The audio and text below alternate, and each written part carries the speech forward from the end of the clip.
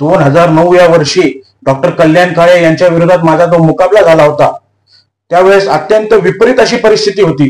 जालना लोकसभा मतदारसंघातील सर्वच विधानसभा क्षेत्रातील आमदार हे काँग्रेस पक्षाचे होते। राज्यात काँग्रेसचे सरकार होते तर देशातही काँग्रेसचे सरकार होते। अशा विपरीत परिस्थितीत या पट्ट्याने डॉक्टर कल्याण काळे यांना 2009 या वर्षी धूळ चारली होती। आता 15 वर्षाच्या कार्यकाळात भाजप हा पूर्णपणे बदललेला पक्ष आहे। यामुळे विजय हा आपलाच असल्याचा दावा केंद्रीय राज्यमंत्री तथा भाजपचे जालना लोकसभा मतदारसंघातील उमेदवार रावसाहेब दानवे यांनी केला।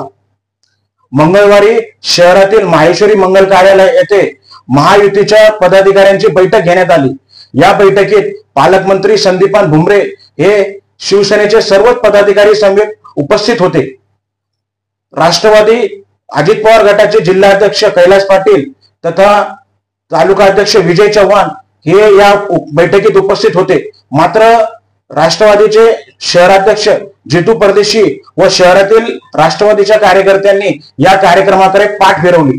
यामुळे रावसाहेब दानवे यांच्या प्रचार करण्यावरून राष्ट्रवादी शरद पवार गट पैठण यांच्यात दुफळी दिसून आली। या आढावा बैठकीत संदीपान भुमरे यांनी आपल्याला रावसाहेब दानवे यांना प्रचंड मताने विजयी करायचे आहे असे आवाहन कार्यकर्त्यांना केले।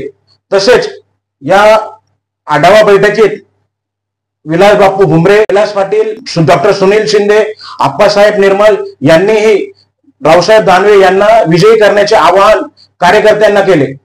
या बैठकीत मोठ्या संख्येने महायुतीचे पदाधिकारी उपस्थित होते। कार्यक्रमाचे सर्व नियोजन नगराध्यक्ष सूरज डोळगे यांनी केले होते।